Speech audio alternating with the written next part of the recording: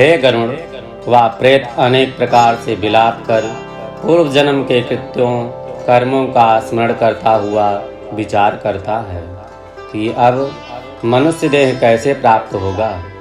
यह विचारता हुआ प्रेत जाता है। 17 दिन तक प्रेत अकेले ही वायु वेग से जाता है। तदनंतर 18वें दिन हे गरुड़, वह प्रेत अत्यंत रमणीय सौम्यपुर को जाता है। उसमें प्रेत के बहुत से गण रहते हैं।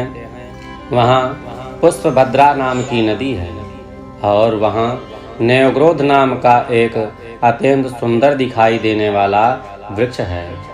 यम के दूत उस पुर में प्रेत को विश्राम कराते हैं। तब प्रेत वहाँ दुखित होकर स्त्री पुत्र आदि द्वारा दिए गए सुख का स्मरण करता है। जिस समय में प्रेत धन नौकर आदि सबका सोच करता है, उस समय वहाँ से प्रेत और यमदूत सब इकट्ठा होकर उस प्रेत को ऐसे वचन कहते हैं। हे मूर्ख, तू व्यर्थ सोच करता है। धन, भ्रात्य, पुत्र, स्त्री, मित्र, बांधव आदि तुम्हारे कोई भी नहीं है। जीव अपने किए हुए कर्मों को अब आप भोगो, इसलिए यमलोक के मार्ग में चलो। अहो, परलोक के यात्री यमराज के बल और यम के दूत हम हैं, जिनके बल को तू नहीं जानता और यमराज दंड ना दें ऐसा भी यत्न तुमने नहीं किया। इसमें अब जिस मार्ग में लेन देन इत्यादि व्यवहार कोई भी नहीं, ऐसे मार्ग में तुझे अवश्य चलना पड़ेगा। हे प्रेत, यमलोक मार्ग को बालक पर्यंत सभी जानते हैं। इसको तुमने कैसे नहीं सुना? और पुराणों के वचन भी ब्राह्मणों के पास तूने नहीं सुने, क्योंकि पुराणों में नरक आदि का वर्णन बहुत प्रकार से किया गया है। दूत ऐसे वचन कहकर मुदगर से प्रताड़ित करते हैं। तब प्रेत गिरता पड़ता दौड़ता है और यमदूत उनको पांस से बांधकर खींचते हैं। इस पुर में बैठा हुआ प्रेत मरने के बाद पुत्रादिक द्वारा जो स्नेह से अथवा कृपा कर मासिक पिंड दिया है, उसी पिंड को खाता है।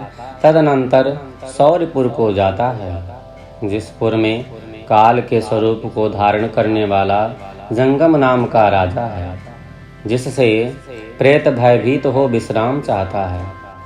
उस पुर में प्रेत के पुत्रों ने जो त्रैपाक्षिक पिंड दान किया, उस अन्न जल को भक्षण करता हुआ आगे जाता है।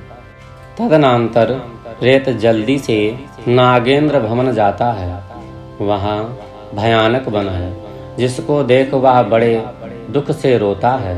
निर्दयी यमदूत के पास से खींचा हुआ प्रेत 2 मास में रोता हुआ जाता है। वहाँ बंधुओं के दिए हुए द्वितीय मासिक पिंड, जल और वस्त्र को भोग यमदूतों के पास द्वारा बंधा हुआ आगे जाता है। तीसरे मास में गंधर्वपुर को प्राप्त हो त्रैमासिक पिंड को गंधर्वपुर में भोग आगे चलता है। चतुर्थ मास में शैलगमपुर को जाता है। वहाँ प्रेत के ऊपर बहुत से पत्थर बरसते हैं। वहाँ चतुर्थ मास के दिए हुए पिंड को भोग कर किंचित सुख को प्राप्त हो वहाँ से 5वें मास में क्रोचपुर को जाता है। वहाँ पंचमासिक पिंड को भोग कर आगे क्रूरपुर को जाता है। 5.5 मास के बाद न्यून खडमासिक होता है। उस समय के उस घाट सहित पिंड दान से प्रेत कुछ तृप्त हो जाता है और वहाँ आधे मुहूर्त तक आराम कर बड़े दुख से कंपायमान हो यमदूत की गर्जन से उस पुर को त्याग वह चित्रभवन नामक पुर को जाता है। वहाँ यमराज का छोटा भाई विचित्र नाम वाला राजा राज करता है। उस पुर में उस विशालकाय यम के भाई को देख प्रेत भय से दौड़ता है।